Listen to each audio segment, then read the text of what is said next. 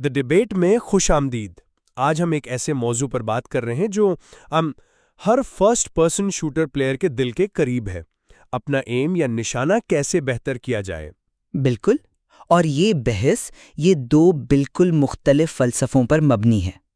सवाल ये है कि क्या बेहतर होने का बेहतरीन रास्ता एक साइंटिफिक डेटा पर मबनी अप्रोच है जिसमें एम लैब्स जैसे ट्रेनर्स और वोल्टेक जैसे बेंचमार्क्स का इस्तेमाल हो, या फिर क्या असल कमाल गेम के अंदर की जाने वाली प्रैक्टिस, मखसूस टेक्निक्स और वार्म अप रूटीन्स में छुपा है। देखिए, मैं इस नज़रिए की हिमायत करूंगा कि लॉन्ग टर्म सक्सेस के लिए आपको साइंटिफिक ट्रेनिंग और फंडामेंटल मैकेनिक्स पर ही फोकस करना पड़ेगा। और मेरा मौक़िफ़ ये है कि इन गेम प्रैक्टिकल ड्रिल्स ज़्यादा एक्सेसिबल हैं और फ़ौरन रिजल्ट्स देती हैं। आखिरकार मकसद तो मैच जीतना है, एम ट्रेनर में हाई स्कोर बनाना नहीं। मैं अपनी बात की वजाहत करता हूं। देखो, एम कोई जादुई चीज नहीं है जो किसी के पास होती है और किसी के पास नहीं। ये एक स्किल है, एक हुनर है, और हर हुनर की तरह इसे भी सीखा और ट्रेन किया जा सकता है। ये सब मसल मेमोरी का खेल है, जिसे प्रोसीजरल मेमोरी भी कहते हैं। बेसिकली आपका हाथ खुद ब खुद मूव करता है बिना सोचे समझे, बिल्कुल वैसे ही जैसे आप कीबोर्ड पे बिना देखे टाइप कर सकते हैं। इस लेवल तक पहुंचने के लिए आपको एम को उसके कोर कंपोनेंट्स में तोड़ना होगा। फ्लिकिंग यानी तेजी से टारगेट पर जाना, ट्रैकिंग यानी चलते हुए टारगेट को फॉलो करना, टारगेट स्विचिंग और क्लिक टाइमिंग। ये सब सुनने में तो बहुत अच्छा लगता है, थ्योरी में नहीं, ये सिर्फ थियरी नहीं है। एम लैब्स या कोवैक्स जैसे टूल्स आपको एक कंट्रोल्ड माहौल देते हैं जहां आप इन स्किल्स की हजारों बार प्रैक्टिस कर सकते हैं बगैर किसी डिस्ट्रैक्शन के। वोल्टैक जैसे बेंचमार्क्स आपको बताते हैं कि आप कहां स्टैंड करते हैं और आपकी कमजोरियां क्या हैं। इसके अलावा आपका हार्डवेयर सेटअप, इसे ऐसे समझें जैसे आप रेस से पहले अपनी गाड़ी को ट्यून कर रहे हैं। आप फ्लैट टायर के साथ रेस नहीं जीत सकते। इसी तरह 1000 हर्ट्ज पोलिंग रेट यकीनी बनाता है कि आपके माउस और कंप्यूटर के बीच कोई लाग ना हो, और माउस एक्सेलरेशन को ऑफ करना इसलिए ज़रूरी है ताकि आपका एम प्रिडिक्टेबल रहे। ये एडवांस ट्वीक्स नहीं, ये कंसिस्टेंसी के लिए एब्सोल्यूट बेसिक्स हैं। ये वो बुनियाद है जिस पर आप किसी भी एफपीएस गेम में एक्सेल कर सकते हैं, चाहे वो पबजी हो, वैलोरेंट हो या कॉल ऑफ ड्यूटी। मैं आपकी बात समझती हूँ, लेकिन मैं इस मसले को एक बिल्कुल मुख्तलिफ पर्सपेक्टिव से देखती हूँ। आप गाड़ी ट्यून करने की बात कर रहे हैं, लेकिन एक ड्राइवर को असल रेस ट्रैक पर ही गाड़ी चलाना सीखनी पड़ती है। एम ट्रेनर का हाई स्कोर इस बात की गारंटी नहीं है कि आप मैच में जीतेंगी। असल गेम में बेशुमार चीज़ें होती हैं, map knowledge, positioning, sound cues और सबसे बढ़कर प्रेशर। जब आप पर चारों तरफ से गोलियां बरस रही हों, तब आपका एम ट्रेनर का प्लेटिनम स्कोर आपको नहीं बचाएगा। इन गेम प्रैक्टिस जैसे पबजी के ट्रेनिंग ग्राउंड में बॉट्स के खिलाफ रिकॉयल कंट्रोल की मशक करना, या फ्री फायर के ट्रेनिंग आइलैंड में ड्रैग हेडशॉट सीखना आपको असल मैच के लिए तैयार करता है। ये स्किल्स की ट्रांसफरेबिलिटी को यकीनी बनाता है। और सच पूछें तो ये तरीका ज़्यादा एक्सेसिबल भी है। हर खिलाड़ी डेटा साइंटिस्ट नहीं बनना चाहता। उसे एक 15 मिनट का क्विक वार्म अप चाहिए जो वो मैच से पहले करे और फ़र्क महसूस करे। और मेंटल गेम को मत भूलें। टिल्ट या गुस्से से बचना और कॉन्फिडेंस बरकरार रखना इतना ही ज़रूरी है जितना कि मैकेनिकल स्किल। अच्छा, चलें इसी नुक्ते को आगे बढ़ाते हैं। एम ट्रेनर्स बमुकाबला इन गेम ड्रिल्स। मैं एम ट्रेनर्स की वकालत इसलिए करता हूं क्योंकि वो डिलिब्रेट प्रैक्टिस का सबसे खालिस मौका फ्राहम करते हैं। आप 20 मिनट में हजारों शॉट्स ले सकते हैं। इतना वॉल्यूम आपको इन गेम कई घंटों में भी नहीं मिलेगा। गेम में आपका आधा वक्त लूटिंग करने, मैप में घूमने या दुश्मन को ढूंढने में ज़ाया हो जाता है। एम ट्रेनर्स इस सारे नॉइस को हटा देता है और आपको सिर्फ और सिर्फ अपनी मैकेनिक्स पर काम करने देता है। ये मसल मेमोरी बनाने का सबसे मुअस्सर और तेज तरीन तरीका है। लेकिन यही तो मसला है, ये माहौल बहुत स्टेराइल या मसनूई है। एक खिलाड़ी एम ट्रेनर में तो खुदा बन सकता है, लेकिन असल मैच में चोक कर जाता है क्योंकि उसने अपनी स्किल को गेम के केओस के साथ जोड़ना सीखा ही नहीं। फर्ज करें आप वैलोरेंट में असेंट का ए साइट होल्ड कर रही हैं। आपको जेट की डैश, सोवा के रिकॉन बोल्ट और ब्रीच के फ्लैश से बावक्त निमटना है। एम ट्रेनर आपको ये सब नहीं सिखाता। वो आपको दबाव में 1 AM का ई-कॉल कंट्रोल करना नहीं सिखाता जब आपके हेडफोन्स में गोलियों की आवाज़ें गूंज रही हों। स्किल्स की ट्रांसफरेबिलिटी एक बहुत बड़ा मसला है। एक खिलाड़ी एम ट्रेनर में तो एस्ट्रोफ्लिकिंग करता है, लेकिन गेम में एक आसान सा शॉट मिस कर देता है क्योंकि वो इन गेम प्रेशर को हैंडल नहीं कर पाता। आपका नुक्ता दुरुस्त है कि इन गेम प्रेशर एक हकीकत है, लेकिन मैं उसे इस तरह देखता हूं, अगर आपके पास बुनियादी मैकेनिक्स ही मजबूत नहीं है तो आप प्रेशर को हैंडल करने की स्टेज तक पहुंचेंगे ही नहीं। ये एक स्टेप बाय स्टेप प्रोसेस है। जब आपकी फ्लिकिंग या ट्रैकिंग इतनी पुख्ता हो जाए कि वो सबकॉन्शियस बन जाए, तब आपका दिमाग आज़ाद होता है कि वो रिकॉइल कंट्रोल, पोजीशनिंग और गेम सेंस जैसे दूसरे अवामिल पर तवज्जो दे सके। आप एक ही वक्त में सब कुछ सीखने की कोशिश नहीं कर सकते। पहले बुनियाद बनाएं, फिर उस पर इमारत खड़ी करें। एम ट्रेनर वो बुनियाद है। और मैं कहती हूं कि ये दोनों चीजें एक साथ सीखनी चाहिए। ये अलग नहीं है, ये एक दूसरे से जुड़ी हुई हैं। फ्री फायर में ड्रैग हेडशॉट की टेक्निक की मिसाल लें। ये एक ऐसी स्किल है जिसका एम ट्रेनर में कोई वजूद ही नहीं।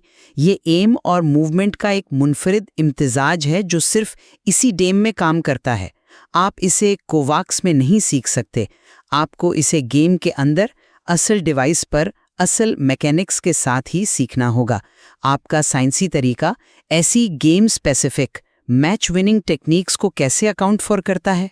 ये एक दिलचस्प चैलेंज है, लेकिन ये मुझे हमारे दूसरे नुक्ते पर लाता है, तकनीकी सेटअप बमुकाबला गेम प्ले की टेक्निक।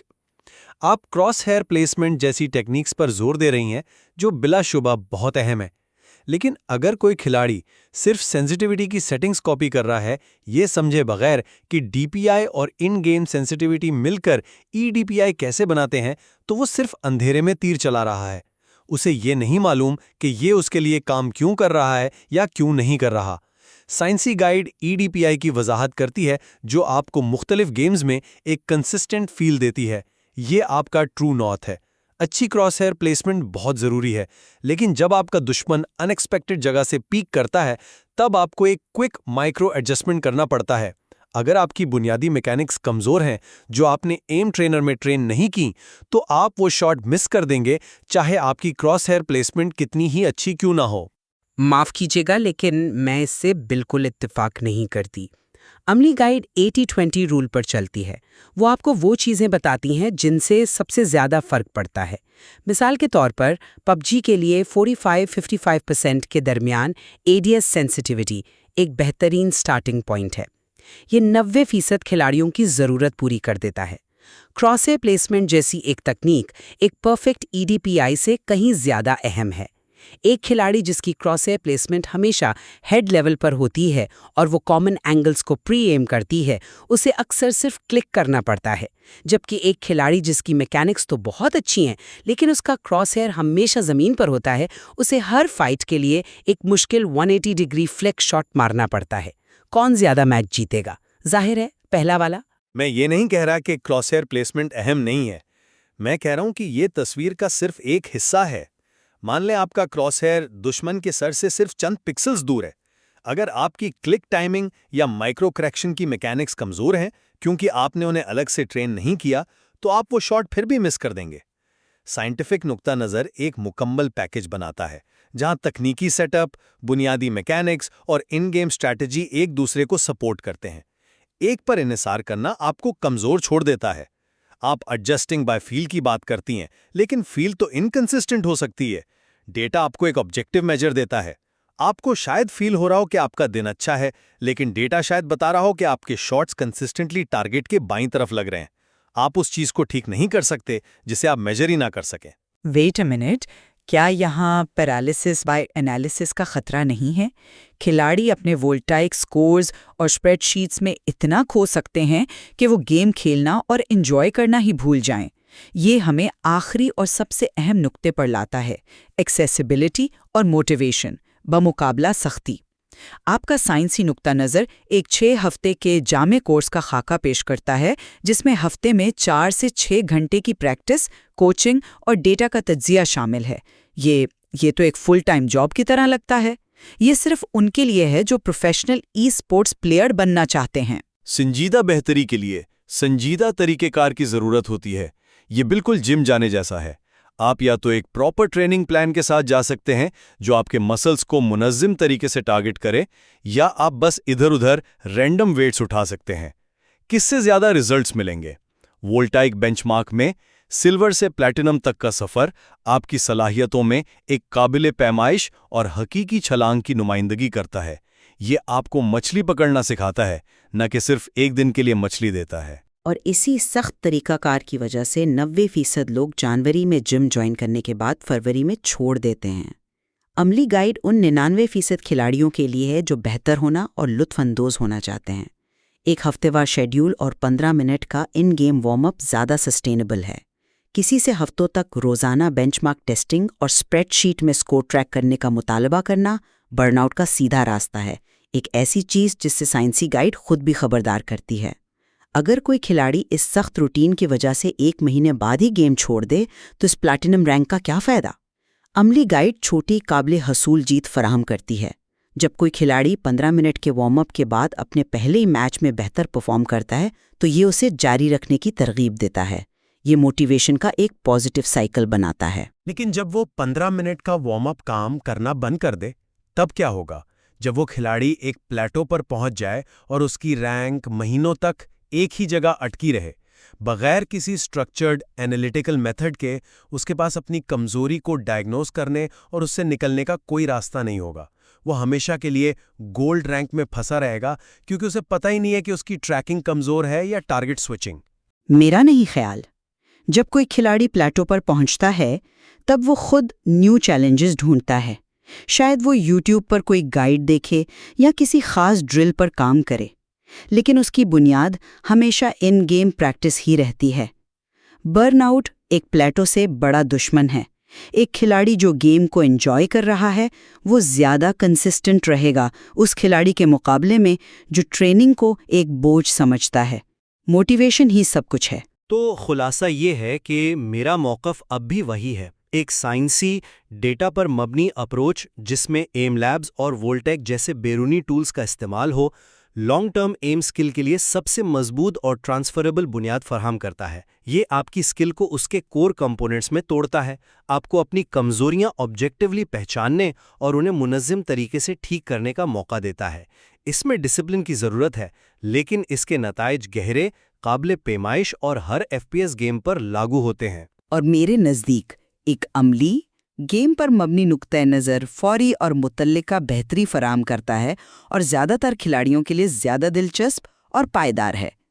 हतमी मकसद मैच जीतना है और गेम की मखसूस तकनीकों जैसे रिकॉइल कंट्रोल, मूवमेंट या मैप अवेयरनेस में महारत हासिल करना और एक अच्छी जहनी हालत को बरकरार रखना इस मकसद तक पहुंचने का सबसे सीधा रास्ता है। ये ट्रेनिंग को खेल का एक तफरी हिस्सा बनाए रखता है, न कि एक अलग काम। लेकिन शायद ये इतना ब्लैक एंड वाइट नहीं है। मैं ये तस्लीम करूंगा कि एक बार जब आप एम ट्रेनर में अपनी मैकेनिकल बुनियाद बना लेते हैं तो आपको इसे लाजमिन गेम के अंदर ले जाकर टेस्ट करना पड़ता है। आपको इन गेम प्रेशर, रिकॉइल पैटर्न्स और मूवमेंट मैकेनिक्स को अपनी एम स्किल के साथ इंटीग्रेट करना ही होगा। एम ट्रेनर आपका जिम है, लेकिन असल खेल तो मैच ही है। बिल्कुल, और मैं भी ये मानूंगी कि जब आप इन गेम एक ऐसी दीवार से टकरा जाएं जिसे आप तोड़ नहीं पा रही, जब आपको समझ ना आए कि आप हर 1v1 ड्यूल क्यों हार रही हैं, तो शायद एम लैब्स जैसे टूल में अपनी एम को आइसोलेट करके एनालाइज करना ही वो चाबी हो जो आपको अगले लेवल तक ले जाए। तो ये आइदर और का मामला नहीं है, शायद ये एक सीक्वेंस है या दोनों का एक तवाजुन है। आखिर में दोनों नुक्ता नज़र डिलिबरेट प्रैक्टिस की अहमियत को उजागर करते हैं। चाहे आप एक इंतहाई मुनज़्ज़म तज्ज़ियाती रास्ता इख्तियार करें या गेम पर मरकूज़ मरबूत तरीका, बेहतरी मुस्तकिल और मरकूज़ कोशिश सही आती है। सही कहा। फराहम करदा मवाद दोनों तरह के खिलाड़ियों के लिए रास्ते फराहम करता है।